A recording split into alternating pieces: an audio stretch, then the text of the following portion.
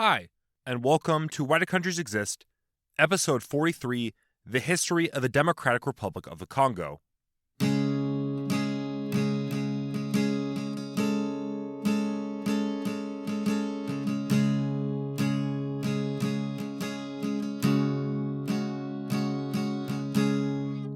So today's drink of choice is the White Elephant. The White Elephant is a cocktail apparently popular in the Congo, made from white rum, coconut milk, and some sugar, which is all readily available and cheap in the region. If you're a big fan of coconut, you'll love this. It is a tropical flavor. It's very smooth so long as you make sure you mix everything well. White rum isn't my favorite liquor, but I still enjoyed this. And also, before I begin talking about the Congo, I want to give a quick shout out to the rotten Terry O'Hara for donating to the show on PayPal. I really appreciate it. Thank you so much to Terry for donating to the show. I really appreciate it. Links to my PayPal and Patreon will be in the description for if you want to help out the show at all. So the Democratic Republic of the Congo, or the DRC, is located in Central Africa, with the Atlantic Ocean and the Angolan exclave of Cabinda west of it, the rest of Angola and Zambia south of it, Lake Tanganyika, Rwanda, Burundi, and Uganda east of it, South Sudan and the Central African Republic north of it, and the Republic of the Congo northwest of it. Briefly, and I'll mention this again next episode, but since the DRC and the Republic of the Congo are both the Congo, several names are used to differentiate the two. You can use the full names of the countries, or you can refer to them by their capitals, so Congo Kinshasa or Congo Brazzaville. As you will see, the DRC has gone through several different name changes since independence, so those old names are also sometimes used to distinguish the DRC from the Republic of the Congo. However, for this episode, I will just refer to the DRC as the Congo, just for simplicity's sake. The Congo is a very tropical country and is dominated by the Congo River and its basin, which makes up the vast majority of the country. The west and north are particularly lush, with the massive Congo rainforest making up much of the north. The Kivu region in the east is also more mountainous than the rest of the country. The south is tropical, but is also less wet. The Congo has a little over 110 million people living in it. The country is divided up into hundreds of different ethnic groups, with no one group making up even 15% of the population. Most ethnic groups are Bantu peoples like the Bakongo, the Hutu, the Tutsi, the Luba, the Hunde, and many more, but there's also a decent number of non-Bantu peoples, particularly in the north, like the Twa, the Nagbandi, the Nagbaka, the Magbetu, and the Logo. There is also a small non-African population in the country, mostly either Belgians, whose family can trace their roots during colonization, or newer communities of Europeans, Americans, Chinese, or Indians who arrived in the country in more recent years, usually for missionary work, working for an NGO or some sort of supranational organization, as business owners or part of a corporation, or as peacekeepers/mercenaries. Language-wise, most ethnic groups have their own language. However, French is the official language and tends to be used as a lingua franca, being used in politics, education, and mass media, and being particularly popular in elite and urban areas. Besides French, there are 4 regional lingua francas type languages.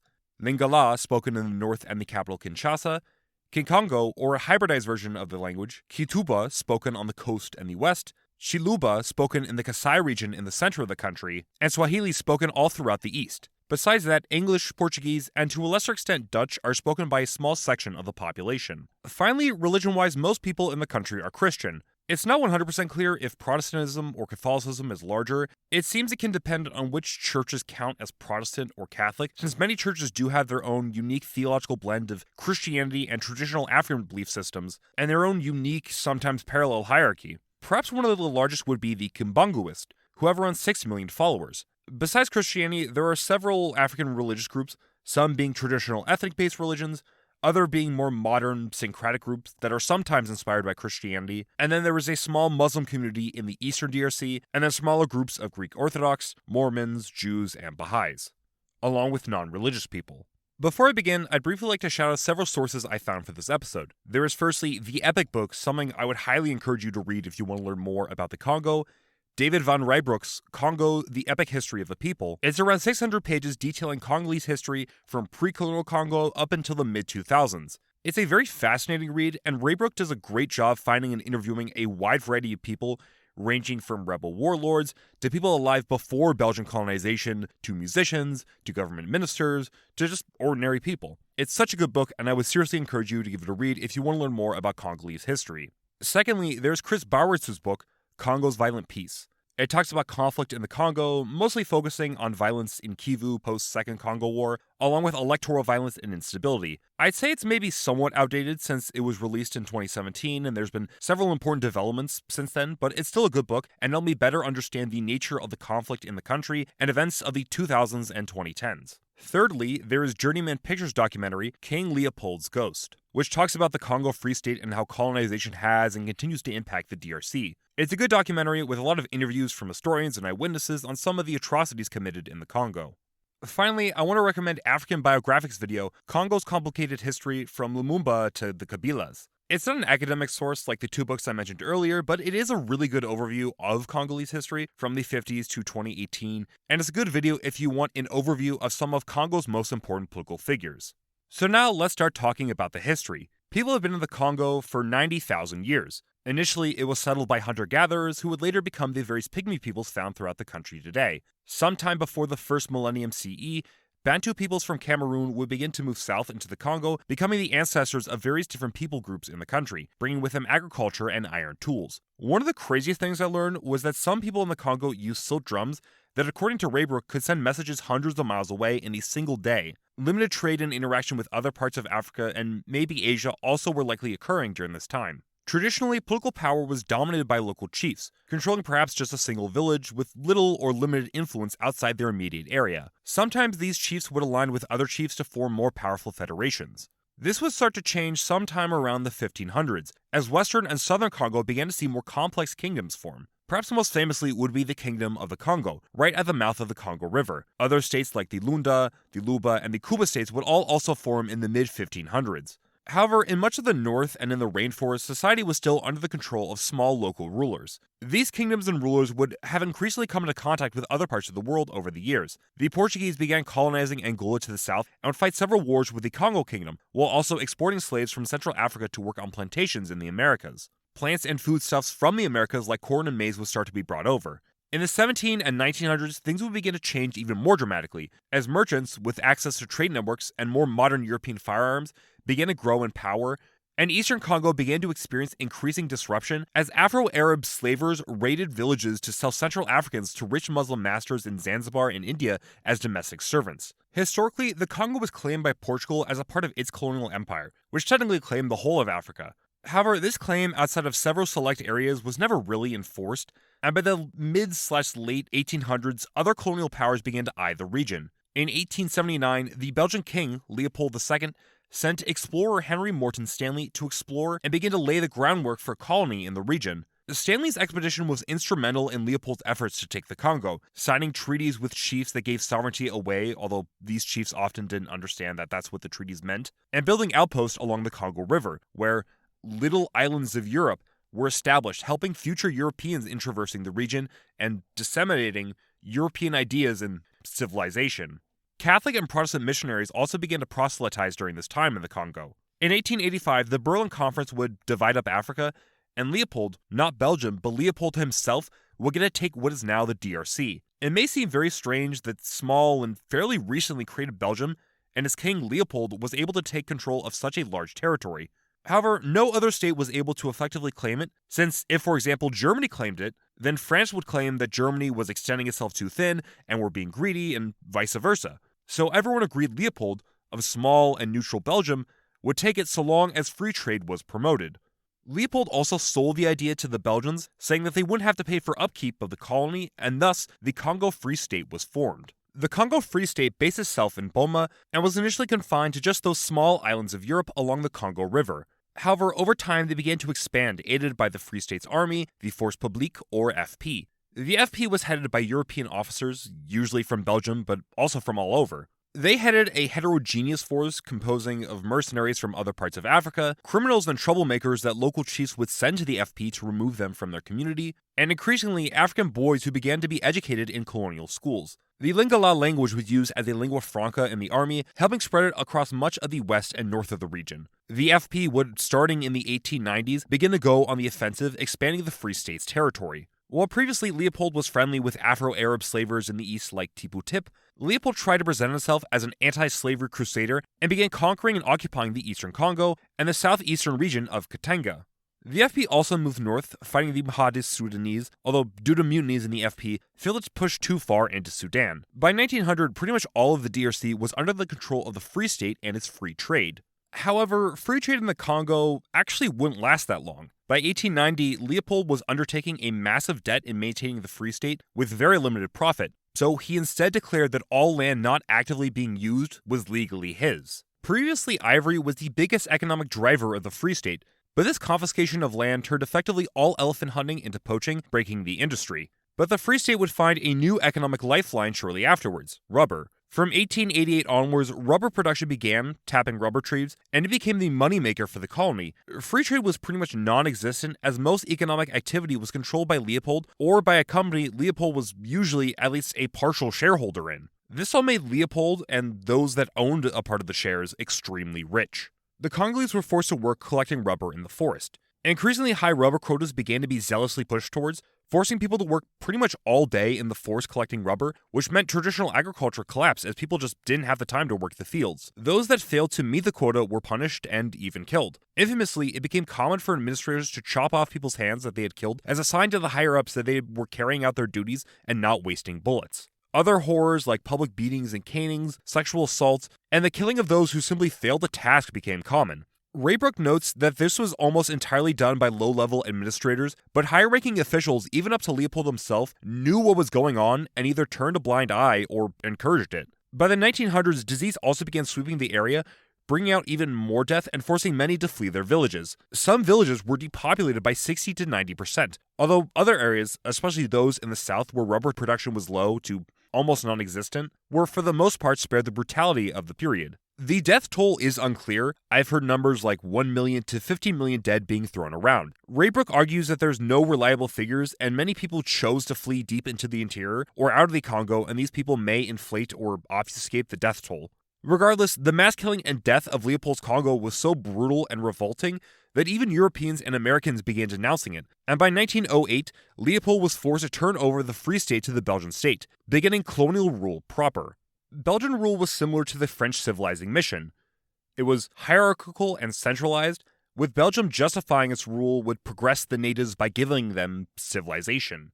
Higher-level colonial officials, especially those in Brussels, were given increasingly more power, and colonial rule became more standardized. Modern medicine became more common, which helped reduce mortality. Education was somewhat expanded, although still mostly relegated to a small African elite known as Ivulés. And starting in the 20s, urban growth rapidly expanded as more people became wage laborers and moved into the city to find work. The capital would also be moved from Boma to a small trading post on the Congo, known then as Leopoldville.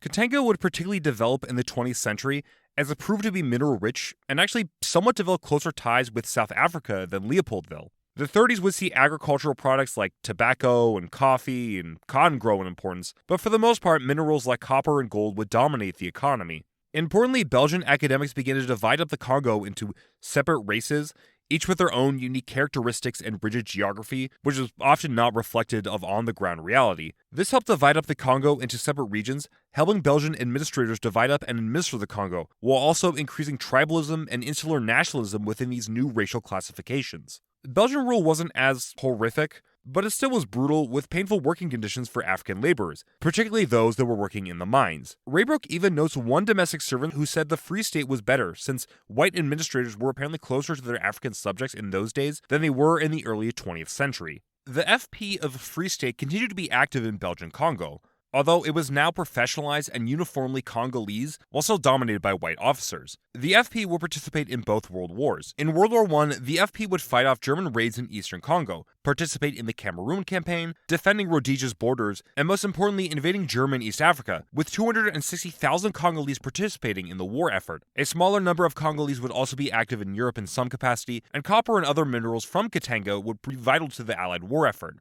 World War II would again see FP forces participate, this time retaking Ethiopia from the Italians, most famously taking the town of Sao. FP soldiers also would help guard POWs in Egypt, and doctors from the Congo would help Allied soldiers wounded in the Burma campaign. Again, Congos, and Katangas in particular, mineral riches, would aid the Allies, with uranium from the Congo being used to build the first nuclear bombs. Congo and Congolese soldiers' efforts in the world wars would be important, in winning both wars in Africa, would see Belgian administrators take a more sympathetic look at the Congolese after World War I, since it would serve as an important base for the Belgians while most of Belgium was overrun, with the FP actually more successful than the National Belgian Army, and World War II would see FP veterans return to the Congo disillusioned and wanting more for themselves. Resistance to colonization has been present in the Congo starting from the late 19th century. Resistance would range from protest movements, to assassinations of colonial officials, to outright rebellions. However, one of the most fascinating resistance movements would emerge in the 1920s in the Bas-Congo region during a time when disease was running rampant in the region. There, a preacher known as Simon Kibangu began to perform miracles, claiming to be receiving messages from God, and grew a sizable following. Both the Catholic Church, not wanting to lose followers to this new popular prophet, and Belgian authorities, fearing Kibangu might disrupt colonial rule, brutally cracked down on them, forcing many of Kibangu's followers, Kibanguist, into internal exile, forcing them out of their home region and taking them to other parts of the country, while others were shot at and beaten. Kibangu in 1921 turned himself in and would spend the next 30 years in prison. Ironically, this all actually helped to grow Kibanguism, as his followers were now spread all over the Congo, so they converted people outside just the Bas-Congo region, and their disproportionate crackdown strengthened many of the Kibanguist faiths, comparing his life to that of Jesus Christ. Kibanguism today is one of the main religions in the country, as stated earlier. The 40s would also see an increase in rebellions and revolts among laborers and miners upset with working conditions. The late 40s to early 50s began to see major changes in the Congo. Congo, and Katanga in particular, began to see a large increase in the white population moving into those regions, largely due to those regions seeing a post-war boom. Racial segregation, while not legally codified, began to be more strictly enforced to prevent the intermixing between these new white colonists and the native Congolese. For the Congolese, this time period saw even further urbanization. As women were offered more opportunities to work, the first universities were built, and infrastructure had improved. Mass culture expanded as Congolese musicians began to reach a wider audience. As independence began to sweep places like Southeast Asia, India, and the Middle East, colonial officials started to grow more paranoid about the Congolese attempting to break free. Soccer was brought in, hoping it would teach discipline and conformity to the status quo. The small number of black trade unions were closely monitored, and Ivolays, who applied for a registration card, essentially legally informing the authorities that they were an obedient colonial subject, would be given greater political rights and de jure equality. It wouldn't be until 1956 that Congolese nationalist and independence movements really began to emerge on the scene. There were four major Congolese movements in the late 50s. First, there would be the Alliance of Bakongo, or ABAKO, headed by Joseph Kasavubu. ABAKO was a nationalist party advocating for immediate independence, but it was really independence for the Bakongo people. They were extremely popular in the western parts of the country, but outside of this region, they were largely irrelevant. They were very hostile towards the growing strength of Lingala, advocating for the Kikongo language, and would in later years argue for a federalist model. The other major federalist party was the Confederation of Tribal Associations of Katanga, or CONACAT, under Maurice Chombe. CONACAT was, as the name suggested, a party based in Katanga and largely based itself around wanting Katanga autonomy and opposing migrant workers from other parts of the Congo. It was pro-independence, but due to ties with white settlers in the region, and Katanga having almost closer relations with apartheid South Africa, it was much more moderate in that regard. On the other end of the spectrum, you have the African Mutual Party, or PSA, led by Antoine Gizinga. The PSA favored, like ABAKO, immediate independence, but was also a Marxist party preaching for leftist and socialist thought, and was found throughout the country, particularly in the interior in Kwilu. However, by far the largest party was the Congolese National Movement, or MNC. The MNC was a party for all Congolese nationalists, ranging from right-wing Catholics to liberals to socialists, but all uniting in wanting an independent Congo. Several important figures would be members of the party, but I'll mention three. Probably the biggest is Patrice Lumumba. Lumumba is one of the most famous African figures in the period, as you'll see why, but he would become one of the biggest and most strident voices for Congolese independence. Today he's seen as leftist or even communist, largely due to future events, but Lumumba's policies actually weren't really that left-wing. Raybrook describes him as a chameleon, and as someone who would change his policies depending on who was in the room with him to get what he wanted. This made him a great organizer, and the MNC rose to become the most powerful Congolese party by 1960. Within the MNC, there was also Albert Kalonji, who formed a more radical federalist breakoff of Lumumba's faction, and a little-known FP veteran and close friend of Lumumba, Mobutu Sese Seko. In January 1960, leaders of the major Congolese factions met in Brussels with colonial officials and pushed for an independence of June later that year. This was quite extraordinary considering while most people believed the Congo would become independent, they thought it might be like another decade or so. Instead, it was rapidly pushed through, and elections were held in May, which saw Lumumba's nationalist and unitary MNC get 23% of the vote, Gazinga's leftist PSA get 12%, Kasavubu's rightist Abaco get 9%, Kalonji's MNC get 6%, and Shombe's Katanga regionalist Konakat get 4% of the vote, with the remaining 46% of the vote divided up between roughly 20 different parties. None even close to making up a majority, meaning the first independence government would be a grand coalition of Lumumba's MNC, the PSA, Abaco, and several other smaller parties, with the vast majority of elected politicians having no government experience. This is a lot of context, but it's needed, I think, if you want to understand the next 5 disastrous years of the Congo, known as the Congo Crisis.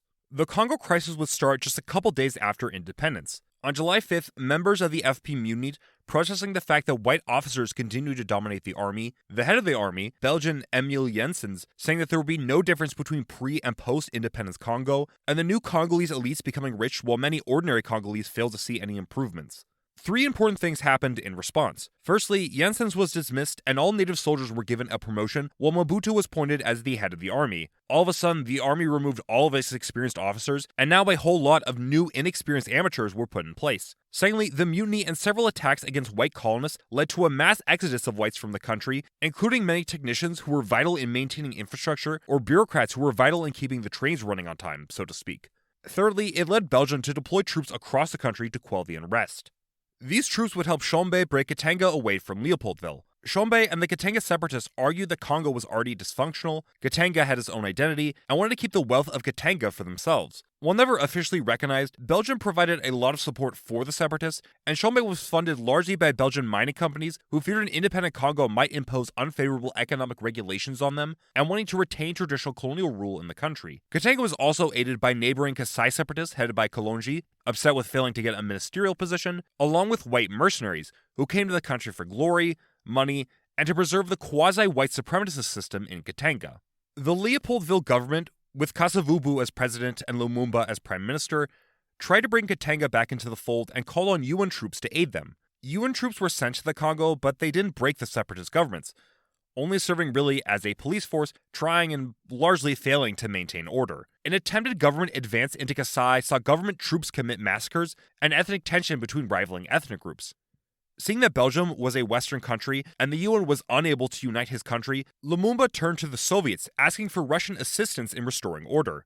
Lumumba, as stated previously, wasn't really a communist, but he was someone who was willing to work with them if it meant it would advance his goals. This led the right of the country, like Kasavubu, to denounce Lumumba, with both Kasavubu and Lumumba attempting to dissolve and remove the other from power. The United States, not wanting Congo to fall to communism, convinced Mobutu to stage a coup. Lumumba was put on house arrest until late 1960, when Lumumba tried and failed to flee and was captured by government troops, who then flew him to Katanga, where he was killed. It is unconfirmed, but probable that the Belgians and/or the CIA were in some way involved in the plot to kill Lumumba. While his reign was very limited, Lumumba is seen by many as a martyr, especially to African leftists and those in the Congo who even today revere his anti-colonial agenda. Lumumba's supporters and his allies, most notably Gazinga, would, in response to Lumumba's imprisonment, form a rival government in the northeast located in Stanleyville, modern-day Kisangani, which is where Lumumba attempted to flee to. This rival government would receive Soviet and communist support in the form of advisors and monetary aid. However, the government in Leopoldville grew in strength, aided by both U.S. funds and a more aggressive UN that attacked several positions in Katanga. This led to retaliation by Katangese separatists. In September 1961, the Secretary General of the UN, Dag Hammarskjöld's plane would crash, allegedly shot down by Katangese separatists, and again allegedly with the help of the Belgians or CIA. However, Mobutu and Kasavubu, who was quickly reappointed as president after Mobutu's coup, went on the offensive, retaking Kasai and beating Gazinga's government by spring 1962. And in January 1963, Shombe fled from Katanga with several mercenaries into northern Rhodesia. The fall of Katanga did not mean the end of the crisis. Starting in late 1963, rebels in the far west, known as the Simbas, would begin taking territory, backed by both those upset with political elites who they blamed the Congo Crisis on, along with Cuban and Soviet advisors. Then, in late 1964, Maoist rebels in Kwilu, mostly made up of ex-PSA members, attempted to overthrow the government, but failed due to the rebellion being very ideologically dogmatic, such as banning prayer, leading to villagers to not back them, and refusing foreign arms, which led to them being fairly quickly crushed by the central government. However, the Simbas would be much more successful, taking large parts of northern and eastern Congo, killing several Belgian colonists, and threatening to remove Mobutu from power. However, assistance from the Americans, Cuban exiles, and Tshombe's mercenaries who returned with Tshombe hoping for a better position in the government if he helped prevent Congo's collapse, drove the Simbas back. By fall 1965, the Simbas were for the most part defeated, although a select few would hold out, and pockets of the country remained under the control of the Simbas until the 90s. The Congo Crisis would finally come to an end in November 1965, with Mobutu staging another coup. While Mobutu had been very powerful and influential beforehand, now he really was the head of the country with no other major political contenders. He, with the backing of America and Israel, quickly got to work building up the country. He created his own political party, the Popular Movement for the Revolution, or MPR. Technically, all Congolese were legally members of the party, although most weren't really party activists. The MPR styled itself as an African nationalist party, but really was just a party whose number one goal was to support and even worship Mobutu. Famously, party members would sing songs about him whenever he was in attendance. The TV would mostly consist of hours and hours of party members praising the party, and the news was broadcast with the image of Mobutu's head in the clouds. He also would frequently sleep with his ministers' wives and claimed he had the traditional right to sleep with any virgin he wanted. All opposition was banned, and those that attempted to resist were often cracked down on brutally, with several alleged coup planners being publicly executed in 1966, and torture being very common. Mobutu would have to deal with ex-Katangese mercenaries and leftists from Angola who attempted to invade in the late 70s, but he would beat these back, and his rule would be mostly without major uprisings in his early years. Mobutu attempted to promote pride in the Congolese by promoting a policy of authenticité and Africanizing the country. In 1971, he changed the country's name to Zaire. Along with changing the name of the country, many cities were renamed to sound more African, which is when Leopoldville became Kinshasa, and people were forced to get rid of their Western Christian names and instead get a new African name. While not banned, the Catholic Church was suppressed, being seen as a foreign agent, while churches like the Kimbanguists were encouraged. Western dress, Western musical artists, and even straight hair was all banned. They sought to put Zaire on the map, attempting to brand the Congo as a tropical paradise, even hosting the famous Rumble in the Jungle boxing match. However, Mobutu's Africanization was in many ways only surface deep, with a lot of features of his regime being inspired by other, mostly non-African ones. He was largely propped up by foreign powers who just didn't want to see communism expand in the region, and even some of his favorite things, like his distinctive ascot, were distinctively not from Africa. Another aspect of Mobutu's Africanization was nationalizing the economy. The nationalization at first was mostly major corporations who overwhelmingly controlled the Zairean economy, but over time he nationalized any business that was owned by a non-Zairean, which included stuff like small mom-and-pop shops owned by a foreigner. Most of the remaining small white population at this time left, along with many other foreigners who had set up a business in the country. Many of these businesses and corporations would not be put into the hands of people with actual business experience or competent professionals, but rather Mobutu loyalists. Mobutu, in order to remain in power, built a large network of loyal supporters whose loyalty was bought by Mobutu, giving them favors. This clientelistic structure did mean many Zaireans were able to move up like never before, but if you weren't in the in-group, you were out of luck. And it meant most people running the country were people who got into that position via corruption and being good at building friendships, and not actually merit. When Mobutu nationalized these companies, he started handing them out to his followers with little regard for who was actually getting the business. Someone in Kinshasa who knew nothing about the lumber industry and had never actually left the city could now own a lumberyard all the way in Kivu. While some were able to become successful, many failed to keep their new business ventures afloat. The Zairean economy initially was quite good, with the profits from the nationalized mining companies remaining in Zaire and helping greatly increase the state's revenue. A boom in copper also helped, but in the 70s, copper's value began to shrink and the Zairean economy suffered as a result. And the economy was so bad, members of the army began selling off parts of their aircraft in order to make ends meet. In 1976, Zaire tried with loans from the IMF to stabilize the economy, but these loans came with a prerequisite of cutting public spending and reducing the bureaucracy, which meant a lot of people lost their jobs, increasing unemployment even more, and public healthcare, education, and infrastructure all took a serious hit. The currency was devalued several times, with the Zaire dollar going from equaling $2 American to equaling just 3 cents, and many people quickly became poor. It also didn't help that most of the loan money didn't actually go into the economy, but just went to further enrich Mobutu, who then used that money to spend lavishly on himself and his allies. The economy did see a little bit of growth in the mid-80s, but by the 90s, the Zairean economy was in a terrible position. With the fall of communism and a wave of democratization sweeping the world in 1990, Mobutu promised to transform Zaire from a one-party dictatorship to a multi-party democracy. Opposition parties were allowed to operate, with the Union for Democracy and Social Progress, or UDPS, a liberal opposition outfit formed in the 80s from ex-MPR members, becoming the largest opposition force in the country.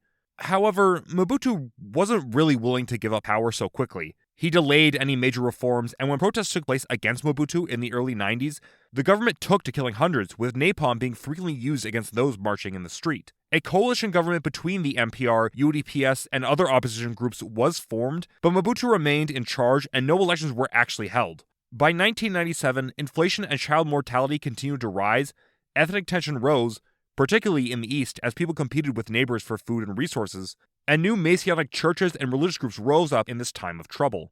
In order to understand what happens next in the Congo's history, we should take a second and briefly examine several other African states and where they are in 1997. I made an episode on Burundi if you want more context for it, but Burundi was in a civil war between its Tutsi-dominated government and Hutu rebels. Zimbabwe was under Robert Mugabe and ZANU-PF, on paper leftist, but at this time also somewhat more focused on enriching themselves than helping their people out. Namibia also had a left-leaning government in charge, who came to power after a several-decade-long war against apartheid South Africa, which was controlling the country at the time. They were aided in their fight by Angola and the MPLA, another left-leaning group. The MPLA were right now in a civil war with UNITA, a right-wing group that was backed by both America and Mobutu, with Mobutu allowing UNITA to use the Congo as a base of operations. The Katanga East fighters in the 70s were backed by the MPLA as a way to retaliate against Zaire, by the way. Jumping north there is Chad, whose foreign policy was largely aligned with French interest. Libya was at the time suffering from diplomatic isolation and was looking for new friends. Sudan was in a civil war with southern separatists who were backed by Uganda. In return, Sudan backed several different Ugandan rebel groups attempting to overthrow the government, most notably the Lord's Resistance Army, or LRA, the Force of Joseph Kony, and the Allied Democratic Forces, or ADF, a force mostly made up of Muslim fighters. A decent number of those Ugandan rebels would also partially operate in Zaire. But probably most important, Rwanda had just gone through the Rwandan genocide. Hutus massacred Tutsis until Tutsi rebels, who were mostly operating from Uganda with the blessing of the Ugandan government, came and removed the Hutu power groups from power. In the aftermath of this, around 1.5 million Rwandans fled into the eastern DRC. The eastern DRC already had a large Tutsi population. These people had a very hostile relationship with many of their neighbors, as they were used by the colonial government and Mobutu in the Congo Crisis in maintaining their rule against the other ethnic groups, and usually were slightly more well-off. Quickly, groups known as the Mai Mai were formed, who were part Congolese nationalist, wanting to protect the Congo from these new Rwandan invaders who were eating up their resources, and were part bandit, fighting and stealing from local villages to enrich themselves. A large number of these new refugees were perpetrators of the Rwandan genocide, and several decided to use the Congo as a base to continue their fight against the Tutsis, both in Rwanda and in the Congo, and preparing themselves to retake Rwanda. Mobutu didn't necessarily back these groups, but he did allow them to operate, seeing as he was getting older and didn't have the resources to defeat an experienced rebel force, especially since America couldn't be relied on, since they were distancing themselves from the dictatorial Mobutu regime and turning towards new African leaders like the new Rwandan government. In 1996, Tutsis in the region, coming under increasing attack from the Mai Mai and other Hutu power groups, formed their own militias with the backing and blessing of Rwanda. In October of that year, the Alliance of Democratic Forces for the Liberation of Congo, or AFDL, was formed, presenting itself as a united armed opposition to Mobutu's regime. It was seen as supported by a combination of ethnic Tutsis, but also Lumumbists and the remaining Simba fighters, and eventually managed to win over the support of many of the liberal opposition. However, it was de facto an army and group that was meant to serve the interest of Rwanda, with many fighters actually just being Rwandan, Ugandan, or Eritrean, Eritrea being friendly with Rwanda's new government, soldiers. This coalition of various anti-Mobutu forces was at first confined to just the eastern Congo, but as time went by, Zaire's army, having, as stated earlier, been underpaid and with a lot of faulty and old equipment, began breaking apart, and the AFDL began advancing deep into the country. While Mobutu was aided by the Mai Mai, Hutu power groups, Sudan, and white mercenaries, he was unable to hold on to power, and in May 1997, Mobutu fled the country, ending the First Congo War. The war would also begin the horrific trend of child soldiers being used by various armed groups, and some 200 to 300,000 Hutus would be massacred by the AFDL and Rwandan troops, as revenge for the Rwandan genocide. The AFDO would place their head as the new president, Laurent Desire Kabila. Laurent Kabila, one of those old-school Simba fighters, would change the name of the country to its current name, the Democratic Republic of the Congo, and work to build up public sanitation and infrastructure, along with trying to increase international confidence in the DRC, and signing several deals with large international companies. This was partially ironic because he was, after all, a Simba and styled himself as a Marxist. His leftist credentials did, however, manage to impress the governments of Zimbabwe, Angola, and Namibia, who grew close towards Laurent Kabila, also happy with the fact that he allowed officials from these governments to invest in the Congo and become rich. This didn't mean Laurent Kabila was loved, however. Far from it. He tried to set up a personality cult around himself and began cracking down on dissent, which made him appear like a second Mobutu. He also angered his most important allies, Rwanda and Uganda, by asking them to leave the country, seeing as Rwandans were widely unpopular, headed by a Tutsi government, an ethnic group that was widely disliked in the Congo, and were viewed as foreign invaders. In August 1998, a second rebellion among the ethnic Tutsis in eastern Congo would break out, again backed by Rwanda, Uganda, and Burundi. These rebels would form the Rally for Congolese Democracy, or RCD, and begin advancing on the capital, and it seemed at first the Second Congo War would be a repeat of the first. However, just as the rebels and Rwandan troops were about to enter the capital, Zimbabwean and Angolan troops halted their advance. Both Angola and Zimbabwe didn't want Laurent Kabila to lose influence, fearing they would lose their economic interest, and in the case of Angola, Congo to possibly return as a friendly base of operations for UNITA. The RCD were also not helped by the fact that, unlike the AFDL, which was liked by a large chunk of the population who wanted an end to Mobutu, the RCD was nakedly a proxy for Rwanda. Other states also backed Laurent Kabila. Namibia for similar reasons to Zimbabwe and Angola, Chad wanting to increase it and France's influence in the region, Libya wanting to find a new friend, and Sudan continuing its conflict with Uganda. The RCD also struggled with the Mai Mai and the New Democratic Forces for the Liberation of Rwanda, or FLDR, the remnants of the Hutu power groups, raiding RCD and Rwandan troop targets in eastern Congo, and infighting in the RCD itself and between Rwanda and Uganda. The war from 1999 to 2002 saw the rebels hold most of the north and east while the government controlled the west and south. The war cost very little for most major players. It was pretty much institutionalized as soldiers from various different armies, ranging from small militias to the professionalized Zimbabwean or Rwandan army, could pay for themselves by looting the countryside. It was very profitable to be a warlord, or as some took to calling themselves, CEOs, and so most warlords saw very little reason to come to the peace table, despite attempts by countries like South Africa or the UN to broker a peace.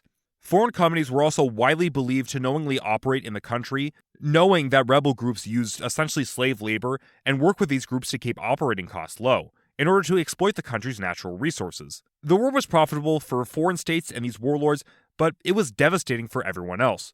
Poaching exploded with a lack of law and order, and rebels hunting endangered animals for food or to sell their body parts for profit, with gorilla, rhino, and elephant populations in particular being hit hard. Human suffering was unimaginable. Ethnic tension exploded as rivaling ethnic groups formed their own militias to fight against each other, with the pastoral Hemas and the sedentary Lendus of the Ituri province being particularly notable. Sexual violence and rape became very common. The Pygmy people were often systematically targeted for either death or enslavement, with some describing a Pygmy genocide taking place. Estimates for the death toll of the Second Congo War range from 3 to 5 million, making the Second Congo War the deadliest conflict since World War II, despite it being fairly obscure. In 2001, Laurent Kabila would be assassinated by one of his child bodyguards. With Laurent Kabila's death, his son Joseph Kabila would take power, and the major players would finally meet at the peace table. In 2002, the global and all-inclusive agreement was signed, with the RCD becoming a political party in the DRC and elections promised for 2004. This, however, didn't end the war. In Ituri, Hema and Lendu militias continued, and continue today to fight each other, largely as competition over resources and concerns about political power. Several rebellions have taken place over the 2000s, such as ethnic tension in the town of Dongo in 2009, clashes in the mid-2010s with Pygmies and other ethnic groups, ethnic tension in Kasai in 2016, Katanga East separatists which have been active since 2016, and several major riots against UN troops throughout the years. As the UN has sent troops into the region to try and quell unrest, but they've largely been unsuccessful, and UN troops have partaken in illegal black market smuggling or sexual assault. Rebel groups from other countries have also made a base in the Congo. Famously, the LRA operated in the north using abducted child soldiers for a while, although their influence has waned significantly over the years and are thought to number less than 1,000, now mostly located in South Sudan. More prominent has been the ADF, which has risen in recent years to become a serious force in Central Africa. It is possible they have linked up with ISIS in the region and are promoting global jihad, although I've heard contradictory things. What is known is that since 2013, they have grown in prominence, committing numerous massacres in the Kivu region. The Kivu region continues to be the region with the most violence. While Rwanda has officially left the DRC, most people acknowledge Rwanda is still continuing to play at the very least some role in influencing the Tutsi-based rebel groups in the region, to both maintain its control over certain economic activities in the area, and to continue their offensive against the ex-Rwandan genocide perpetrators, and Hutu power groups like the FLDR, which typically maintain a friendly relationship with the central government in Kinshasa and the army. In 2004, some Tutsi rebels formed the National Congress for the Defense of the People, or CNDP. The CNDP would grow briefly in 2007, but by 2009 they were defeated, with most of their members being integrated into the National Army. However, when some CNDP members were sent away from the Kivu region in 2012, these ex-fighters formed the March 23 movement, or M23. They proved to be more dangerous, even taking the regional center of Goma before signing a peace treaty with the government. However, they re-emerged in 2017, and in 2022 went on the offensive, taking a decent chunk of the Kivu region, and continue to be a thorn in the side of the government. It doesn't look like the current government is going to be overthrown, but it is on shaky footing, and the Congo remains a country dealing with a lot of death and violence. The elections that were supposed to happen in 2004 were pushed back into 2006, due to members of the transitional government that was set up not wanting to give up their salaries and privileges they had attained for themselves. This helps point out a problem that has plagued the DRC: corruption, with many state officials and politicians caring only about how much money they can make and caring very little for how they can actually help people. The election in 2006 saw Joseph Kabila win, supported pretty much by those in the East, with this promise for peace. However, the election also saw accusations of fraud, and opposition supporters and government loyalists clash in the streets. The 2011 election was similar, with Kabila winning again likely due to fraud, and partially due to fear that if he lost, the country would erupt into even more widespread war. Kabila's rule was ultimately characterized by corruption and attempts to reform the state, but that were ultimately slow in being implemented and ineffective. The 2018 election, delayed by about 2 years, saw opposition candidate Felix Tshisekedi of the UDPS take charge. His win was controversial, as it's believed he won due to Tshisekedi and Kabila coming to an agreement and thus preventing the other opposition candidate, Martin Fayulu, from winning. The DRC recently had an election this past December 2023, and in it, Tshisekedi won again, according to official results, over 70% of the vote, which has been challenged by opposition parties. Tshisekedi has worked to make basic education and primary healthcare free, but he's also had to suffer with the resurgence of armed groups that I talked about earlier, and a worsening economic condition, and increased tension with Rwanda. The DRC remains as one of the poorest countries in the entire world, and while there have been some positive developments in recent years, it looks unlikely to seriously change, considering its political elites are largely corrupt. It has foreign nations meddling in its affairs, and the long-term effects of Belgian colonial rule, the Congo Crisis, and the Mobutu regime continue to hamper the country's ability to reform. So why does the DRC exist? The DRC was created by Leopold II to enrich himself, and has continued to see foreign players meddle in its affairs to their own advantage. The Belgians in colonial times and the Congo Crisis, the USSR in the Congo Crisis to a certain extent, America in the Congo Crisis and up until the 90s, and Rwanda and various other African states in the Congo Wars, and then companies pretty much from the start. These foreign powers and influences continue to influence the country's direction, exerting either soft power up to military invasions in order to control the DRC. So long as the DRC is divided between its various different people groups and its politicians also remain divided and corrupt, this looks ultimately unlikely to change. Up next, we go to the other Congo, the Republic of the Congo right next door. Prepare for the French, communism, and ninjas. Yes, ninjas. So thanks for listening, thanks for watching. This is quite a big task to make. I cut out a whole bunch of stuff. I would really encourage you to read Congo, The Epic History of the People. Such a fascinating book. Like, I cut out how the FP somehow, through kind of a convoluted series of events, actually influences, Rastafarianism. A lot of really interesting interviews with a whole bunch of people throughout the decades, and also some funny stories in the book. There's one where he's talking about how people had to change their name to a more Africanized name, but a lot of people didn't really know like what these African names mean. So one person decided to change his legal name to Big Vagina, and the government was just like, yeah, sure, why not? So if you want more interesting tales like that, go read Congo Epic History of the People.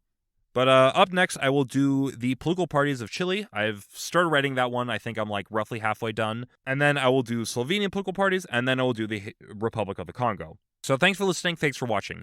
If you want, you can email me at whydocountries@gmail.com for your thoughts, comments, suggestions, or hate mail. Take care. I hope you have a wonderful rest of your day.